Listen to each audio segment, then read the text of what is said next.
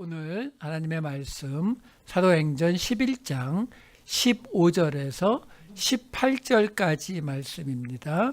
사도행전 11장 15절에서 18절까지 말씀 제가 읽어드리도록 하겠습니다. 내가 말을 시작할 때에 성령이 그들에게 임하시기를 처음 우리에게 하신 것과 같이 하는지라. 내가 주의 말씀에 요한은 물로 세례를 베풀었으나 너희는 성령으로 세례를 받으리라 하신 것이 생각났노라. 그런즉 하나님이 우리가 주 예수 그리스도를 믿을 때에 주신 것과 같은 선물을 그들에게도 주셨으니 내가 누구이기에 하나님을 능히 맡겠느냐 하더라. 그들이 이 말을 듣고 잠잠하여 하나님께 영광을 돌려 이르되 그러면 하나님께서 이방인에게도 생명 얻는 회개를 주셨도다 하니라. 아멘. 죄송합니다. 예배 전에 인터넷이 끊겼다가 갑자기 소리가 또 안 나오고 해서 시간을 좀 많이 잡아먹었습니다. 이래야 또 우리 이준영 목사님 몸값이 올라가는 거예요. 그렇죠? 다시 한번 죄송하다는 말씀 드리고요. 오늘 말씀으로 들어가겠습니다. 지난주에 베드로가 고넬료하고 만났을 때에 그때에 고넬료가 하나님의 천사에게서 베드로를 모시고 오라라는 이야기를 들었다는 그 말을 듣고서 베드로가 다른 민족들을 하나님이 부르셨다. 알로휠로 에드모스, 가장 흔한 이방인이란 단어가 아니라 알로휠로, 다시 말해서 다른 민족을 뜻하는 단어를 사용하면서 이방인에게 복음이 시작되는 그 이야기가, 그래서 뭘 전했다고요? 바로 예수를, 갈릴리에서 시작돼서 온 유다에 전파된 예수를 전했다라는 그 이야기가 지난주 있었죠.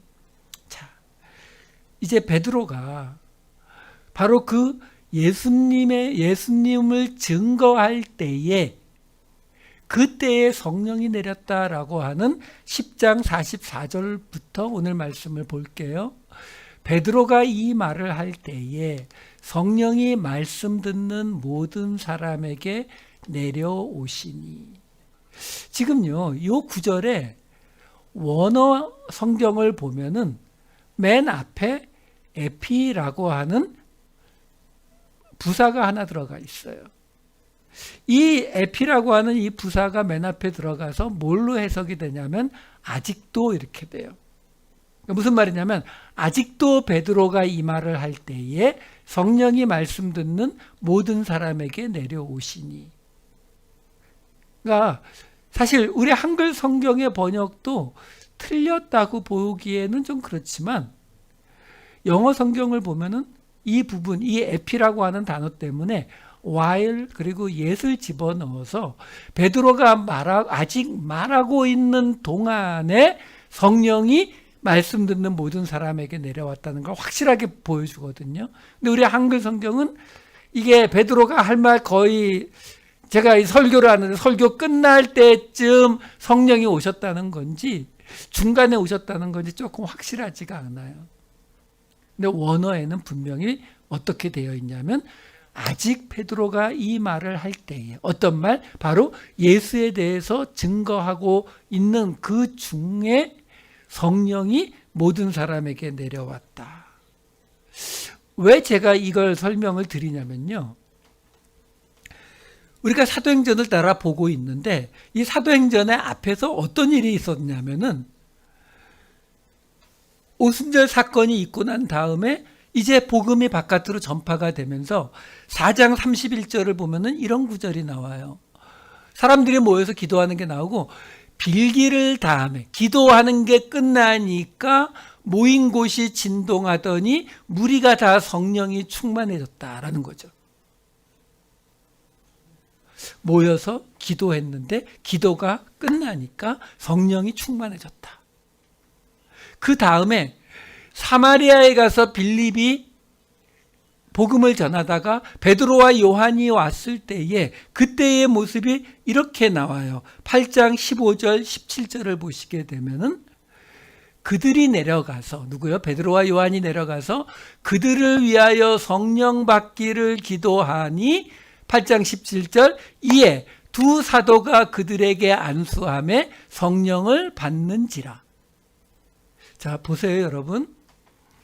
지금 사도행전 맨 앞에 오순절에 성령이 임하시고 나서 그 다음에 두 번 성령에 관한 이야기가 나오는데, 한 번은 그 사도들과 성도들이 모여서 하나님 앞에 기도하기를 마치니까 성령이 충만하게 임했다라고 말했고, 지금 금방 보셨던 8장에서는 베드로와 요한이 와서 그들이 그 사람들의 성령 받기를 기도하고서 안수하니까 성령이 임했다. 그래서 무슨 일이 벌어졌을까요? 그 다음에 나오는 8장 18절이 이렇게 나오죠. 시몬이 사도들의 안수로 성령 받는 것을 보고 돈을 드려. 그렇죠?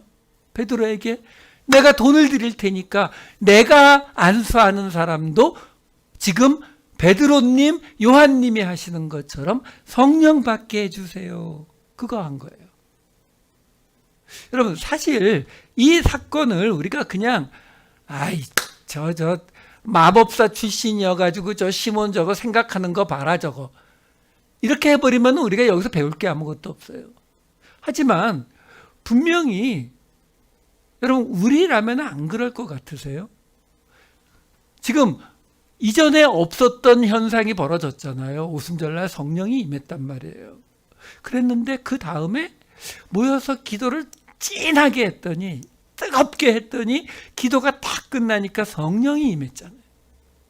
그 다음에 베드로와 요한이 와서 딱 머리에 손을 얹고 안수를 하니까 성령이 쫙 임하잖아요. 여러분, 그 모든 걸 쭉 보아온 사람이 있다면은 시몬 같은 생각 드는 거 당연한 거 아니에요? 뭔가 모르지만 사도들이나 저 성도들이나 뭔가 있어서 그들이 기도하고 그들이 안수하니까 성령이 임하더라. 이렇게 되는 거잖아요. 그러니까 당연히 시몬이 나도 그렇게 하게 해주세요. 이 이야기가 나오는 거잖아요.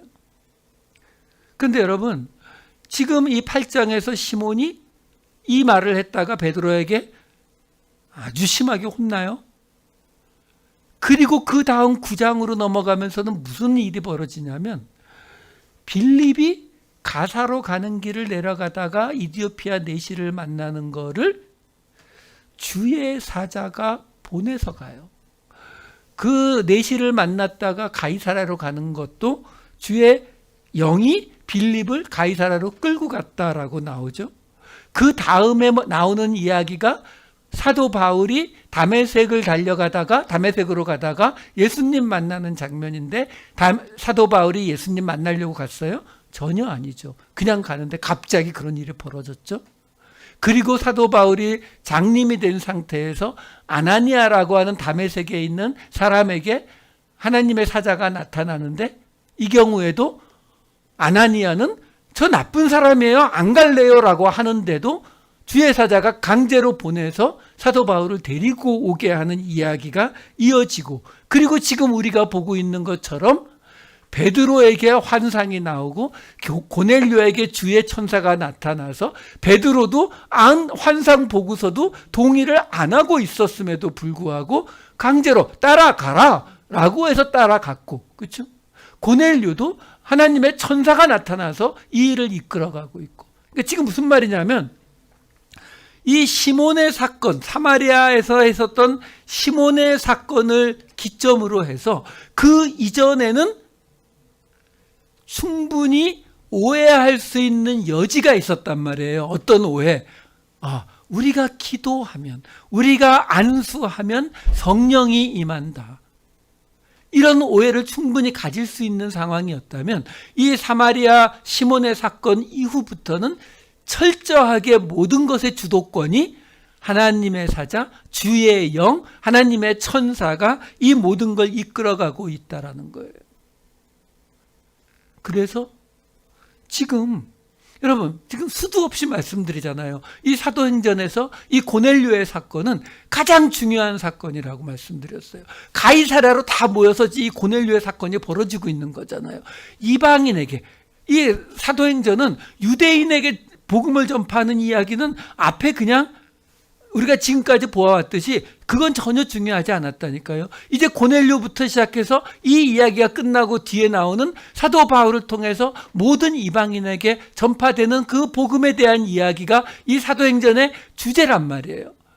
그러니까 지금 여기에서 누가? 베드로가, 이 당시 예수님이 없으니까 사실은 뭐 따지면 베드로가 이거잖아요. 그 베드로가 가장 중요한 장면에서 하나님의 말씀을 전하고 있었잖아요. 설교하고 있었잖아요. 예수를 전하고 있었잖아요. 고넬료에게. 그러면 그래도 좀 설교 좀 제대로 하게 해줘야 되는 거 아니에요? 근데 뭐가 들어가 있다고요? 에피라는 단어가 들어가서 아직 베드로가 말하고 있을 때에 그냥 성령이 임해버리더라 라고 기록하고 있다라는 거예요. 이게요, 뒤에 보면은요, 바로 요 뒤에 보면은 예루살렘에 돌아갔을 때에 이게 문제가 돼서 베드로가 이 고넬료의 집에서 있었던 일들을 다 해명하는 이야기가 나오거든요. 거기에 보면은 베드로가 이 상황을 뭐라고 설명하냐면 11장 15절에 보면은 이렇게 설명을 해요. 내가 말을 시작할 때에 성령이 그들에게 임하시기를, 이렇게 설명하고 있어요. 여기에서 시작하다라고 나오는 알토라는 단어는요, 맨 처음을 말하는 거예요. 맨 처음, 최고, 맨 앞, 이걸 뜻하는 단어예요. 그러니까 지금 그나마 아까 보았던 이 10장 44절에서는 베드로가 아직 말을 하고 있을 때에 성령이 임했다라고 말했다면은 베드로 스스로는 그걸 뭐라고 설명했다고요? 제가 그래서 고넬료의 집에 이렇게 가서 그래서 고넬료에게 예수님에 대해서 말을 시작하는데 그냥 성령이 임해버리셨어요. 뭘 말하고 있는 거예요? 내가 한 게 아무것도 없어요. 이 말하고 있는 거예요. 여러분, 이 부분이 우리가 조금 약한 부분이죠. 그렇죠? 우리는 우리가 가지고 있는 이 전통 신앙 때문에 하나님이나 주의 사자, 주의 영, 성령, 이분들의 결정보다는 내가 어느 만큼 열심히, 내가 어느 만큼 정성을 다해서, 내가 어느 만큼 매일매일 하루도 빼놓지 않고 새벽 기도를 하고, 내가 1000번제를 쌓고, 내가 40일 금식 기도를 하고, 우리는 이거에 너무 익숙하기 때문에 그러면 어떻게 된다고요? 시몬같이 된다고요. 지금 사도행전이 예수를 믿는 사람들이 걸어갈 그 모습들을 그대로 우리에게 보여주고 있는 거예요. 기도하니까 응답받고, 기도하니까 하나님께서 내 그 어려운 문제들을 해결해 주고, 그런 일이 전혀 없다는 게 아니에요. 없을 리가 있나요? 저도 그런 경험을 많이 한 사람이란 말이에요. 그런 경험이 있어요. 근데 문제가요, 그런 경험을 한 번, 두 번 하다 보면은 그 다음에 어떻게 된다고요? 내가 기도를 하면은, 내가 안수를 하면은, 그러면 성령이 임한다. 이렇게 돼버린다니까요, 시몬처럼. 그럼 그 다음부터 남는 건 뭐예요? 어느 목사님이, 어느 장로님이, 어느 권사님이 그분한테 안수 받으면 방언 받는데, 그분한테 안수 받으면은 기도응답 받는데, 그분한테 그분 집회에 가면은 병이 낫는데, 우리 그런 얘기 많이 하잖아요. 그게 시몬의 모습이에요. 아니라고요. 여러분, 성경이 우리에게 말하는 건 처음부터 끝까지 똑같습니다. 우리가 제 아무리 빌리그레암 아니라 빌리그레암 할아버지가 와도 그가 아무리 수많은 사람에게 복음을 전했다 하더라도 하나님 앞에서 우리의 자리는 딱 나는 무익한 종입니다. 그 자리예요. 베드로는 그걸 알았다고요. 알아서 여러분 이 이야기를 누가가 썼는데 누가가 이 자리에 있었어요? 그런 말 없잖아요. 누구에게 들었을까요? 베드로겠죠. 여기 지금 고넬료 말고는 베드로밖에 없잖아요. 근데 그 베드로가 뭐라고 이야기했다고요? 베드로가 말을 할 때에 아직 말을 하고 있을 때 성령이 중간에 콱 끊고 들어왔다. 제가 오늘 준비한 설교를 막 하고 있는데 중간에 하나님의 성령이 콱 중간에 끊고 들어오면 예수님 잠깐만요. 아직 덜 끝났는데 제가 고넬료를 조금 더 이해시키고 나서 오시는 게 낫지 않을까. 그거 아닌 거 아시잖아요. 그렇죠? 지금 그 얘기를 우리에게 보여주는 거예요. 그게 뭐라고요? 그래서 성령이 임해버려요.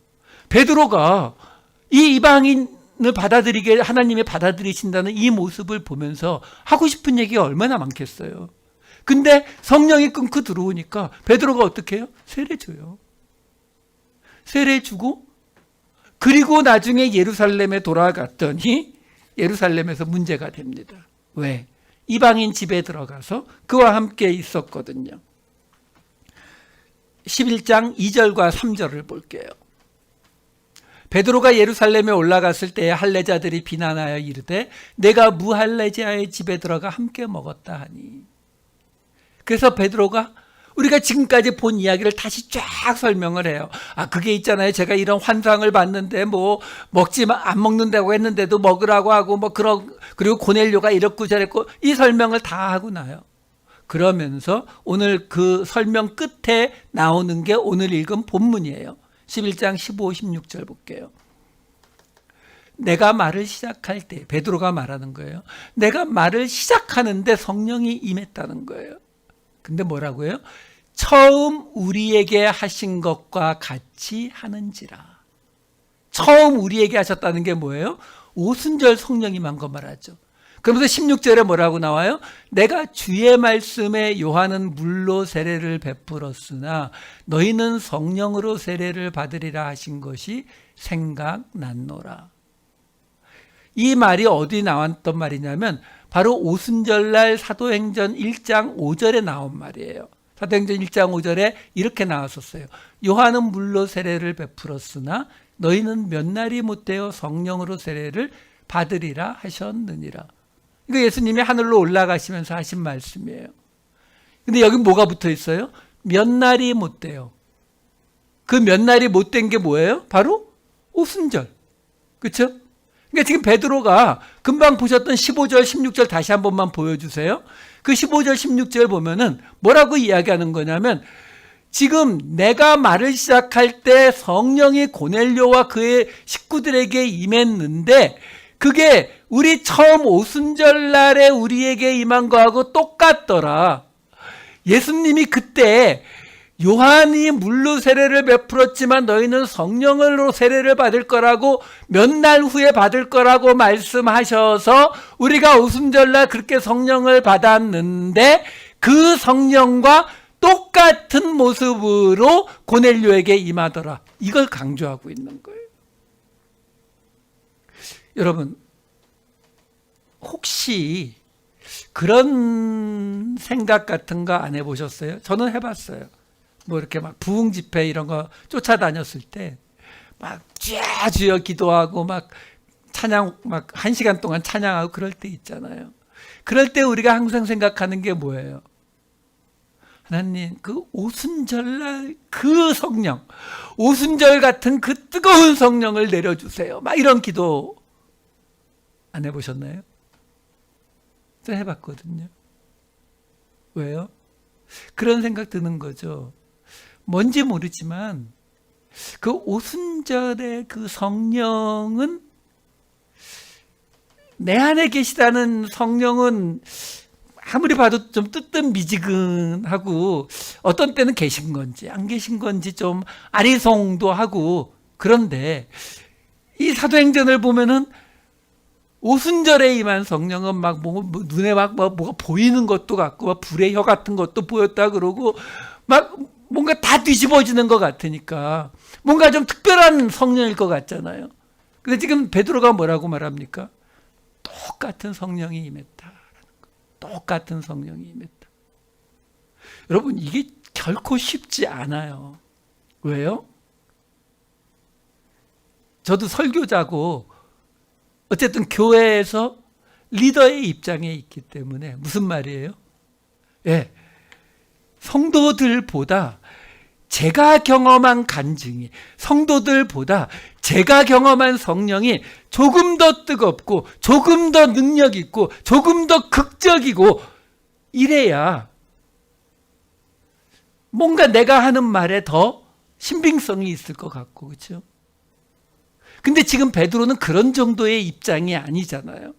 지금 예수를 믿는다고 하는 모든 사람들 중에서 어떻게 보면 신약 성경이 아직 없으니까 무슨 문제만 생기면 사람들이 어떻게 하겠어요?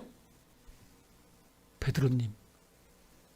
무슨 교리에 대한 이거 지금 이런 질문이 들어와도 베드로님. 다 그러고 있을 때잖아요. 그럼 당연히 그 마가의 다락방에서 오순절날 성령을 받은 그 사람들은 그 이후에 성령을 받은 외부의 사람들보다는 이 사람들은 쉽게 말하면 코어, 그렇죠? 핵심 멤버 뭐 이런 거잖아요. 아니라는 거예요. 똑같다. 지금 계속 뭘 말하고 있는지를 보셔야 되는 거예요. 그런 베드로, 수장인 베드로가 말을 시작하는데 성령 벌써 임했다. 무슨 말이에요? 베드로의 능력, 베드로의 의지와는 아무 관계없이 성령이 임했다. 이만 설명하고 있는 거거든요.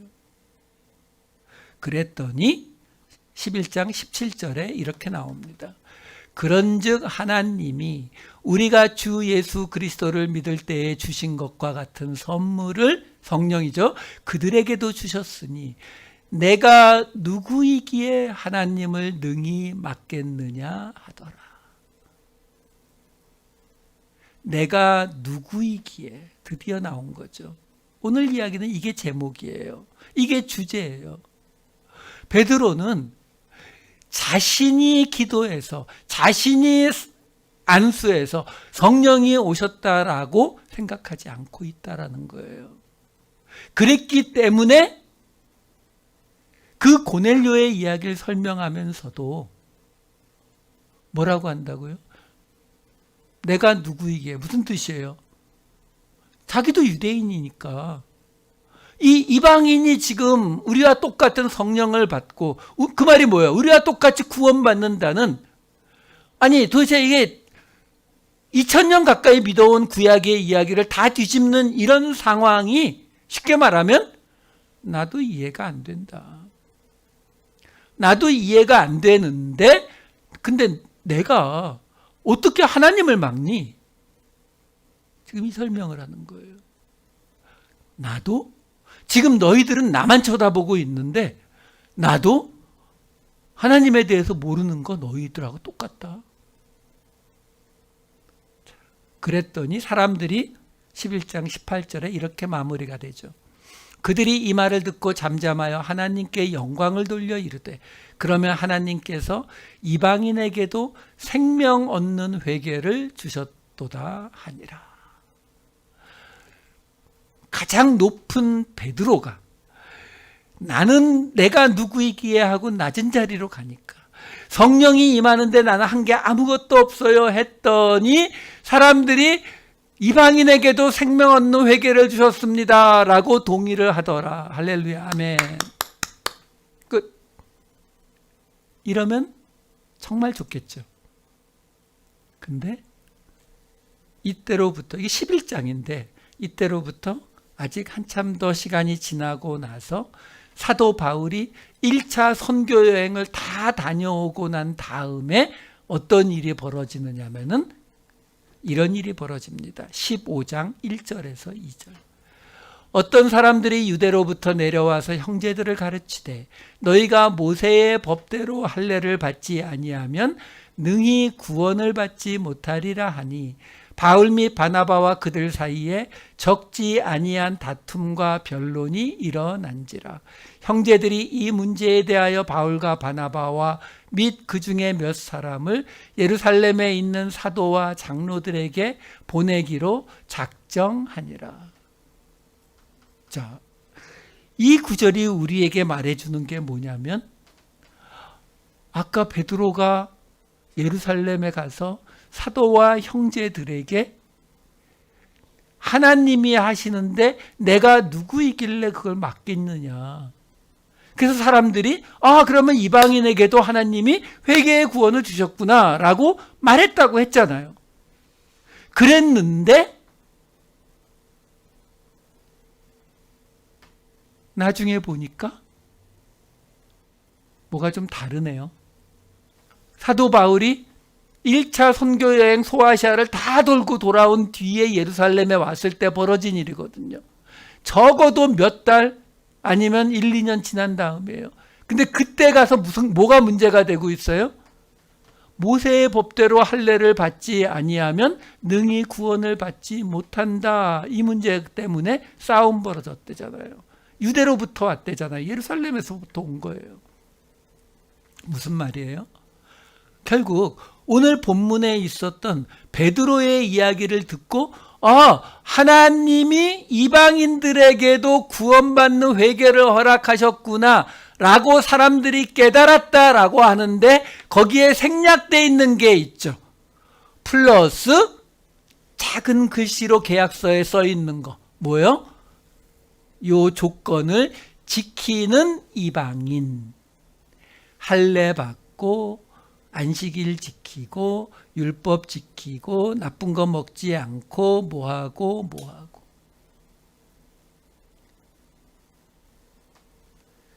이 이야기가 어떻게 끝났다고요? 15장 9절에서 11절. 역시 베드로가 이렇게 말합니다. 믿음으로 이방인들의 마음을 깨끗이 하사 그들이나 우리나 차별하지 아니하셨느니라.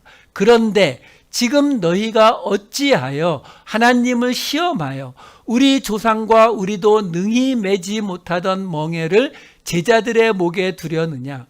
그러나 우리는 그들이 우리와 동일하게 주 예수의 은혜로 구원받는 줄을 믿노라 하니라.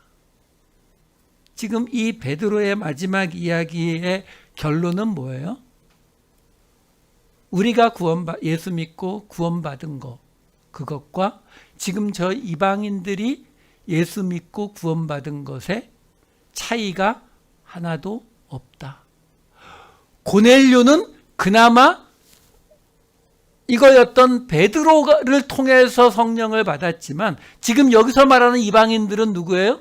사도 바울이 12제자도 아닌 자칭 사도라고 하는 사도 바울이, 그것도 저기 소아시아를 돌아다니면서 말하고 다닌 그 이야기, 거기에서 예수를 믿겠다고 하는 그 모든 사람들도 우리와 동일하게 은혜로 구원받는다. 다른 게 아무것도 없다.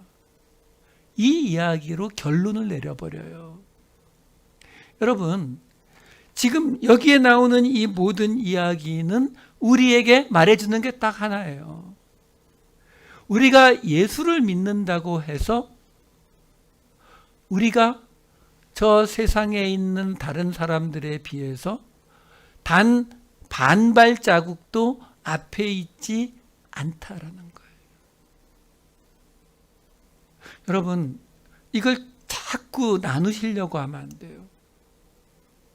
어떤 목사님들은 목회자는 하나님의 특별한 소명을 받은 사람들이다, 이런 말씀하시는데 그런 거 없어요.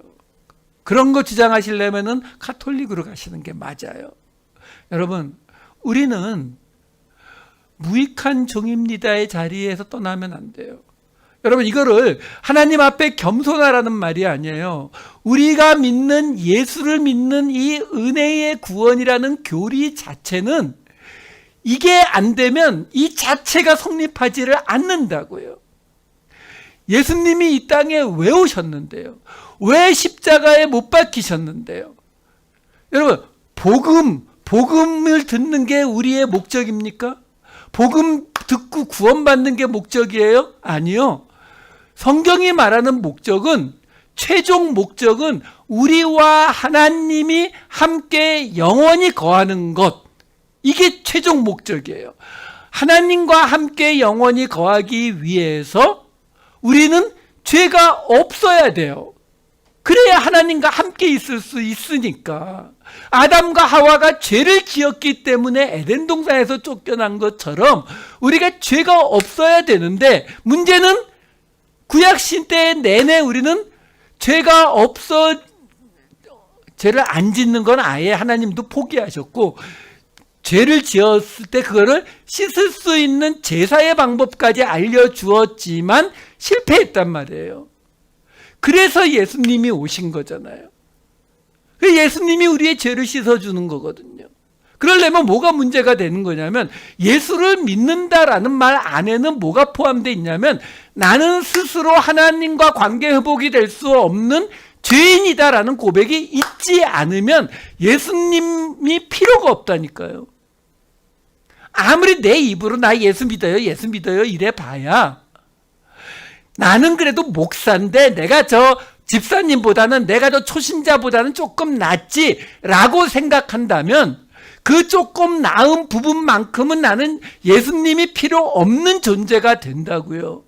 그거는 마치 그리스 신화에 나오는 영생하는 그 샘에 들어갔는데 발꿈치에만 그 물이 닿지 않아가지고 거기에 화살 맞아 죽은 아킬레우스처럼 우리한테 예수가 필요 없는 부분이 생긴단 말이에요. 그 말은 우리가 하나님 앞에 나아가면 그 예수가 없는 그 발꿈치가 썩어 죽게 되어 있는 거거든요. 영원히 못 산다고요. 그러니까 우리는 예수님을 통해서 은혜로 구원을 받으려면 우리는 철저한 죄인이기 때문에 예수를 통하지 않고는 구원받을 수 없다는 게 고백돼야 되는 거예요. 인정돼야 된다고요. 그러면 그 고백이 우리의 진심인지 아닌지 어떻게 알아요?